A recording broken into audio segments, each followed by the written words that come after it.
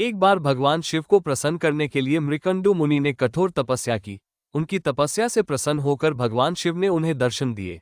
मृकंडु ने उनसे विनती की, हे प्रभु, मुझे पुत्र प्रदान करें। शिव ने पूछा, कैसा पुत्र चाहिए भक्त?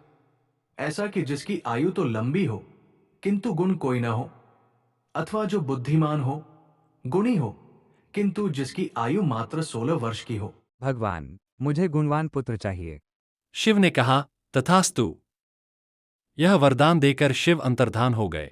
समय आने पर मृकंडु की पत्नी मरुद्वती ने पुत्र को जन्म दिया। अनेक ऋषिमुनियों ने आकर प्रसन्नता जताई और बच्चे को आशीर्वाद दिया। ऋषिमुनियों की उपस्थिति में ही मृकंडु दंपति ने बालक का नाम रखा मार्कंडेय। बालक मार्कंडेय बहुत मेधावी निकला। 16 वर्ष की आयु से पहले ही उसने वेदों का ज्ञान प्राप्त कर लिया। उसके आचार्यगण उसकी प्रशंसा करते न थकते। वे कहते, मृकंडु, बहुत भाग्यशाली हो तुम, जो ऐसा होनहार बेटा मिला।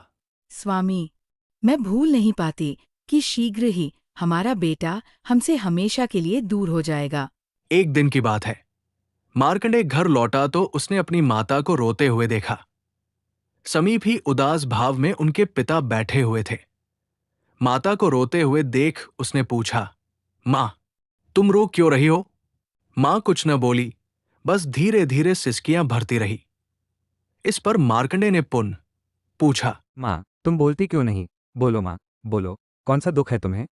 कहीं ऐसा तो नहीं कि जो तुम चाहती हो वो मैं नहीं कर पाऊंगा? पर देखो माँ, अब मैं बालक नहीं रहा, कल पूरे 16 वर्ष का हो जाऊंगा। तुम्हारी मां इसीलिए तो रो रही है, पुत्र, पिता धीरे से बोले। मार्कंडेय ने उलझन भरे स्वर में पूछा, क्यों? 16 वर्ष का होने में क्या हानि है? पिता बोले, बताता हूं, सुनो। तब मृकंडु ने उसके जन्म से संबंधित बातें उसे बताईं। सुनकर मार्कंडेय ने माता को धैर्य बंधाया, बोला, रो मत मां। मैं नहीं मरूंगा, भगवान शिव मृत्युंजय हैं, मैं उनसे अमरत्व का वरदान प्राप्त करूंगा। मार्कंडेय माता पिता से आशीर्वाद लेकर वन में चले गए। अगले दिन प्रातः काल मार्कंडेय ने सागर तट पर जाकर गीली मिट्टी से शिवलिंग बनाया, उस पर पुष्प चढ़ाए और शिव का ध्यान लगाकर बैठ गए। रात होने पर अचानक यमराज वहां आ पहुंचे। तुम्हारी आयु पूरी हुई, इस संसार से चलने के लिए तैयार हो जाओ। मार्कंडेय ने कहा, कृपा कर मेरी उपासना में बाधा मत डालिए। मेरी उपासना पूरी होते ही आप मुझे अपने लोक ले चलना। यमराज और भी क्रोधित होकर बोले, मूर्ख, क्या तू समझता है कि शिव की शरण लेकर तू मुझसे बच जाएगा? तुझे अब भी मालूम हो जाएगा कि काल के पाश से कोई नहीं बच सकता।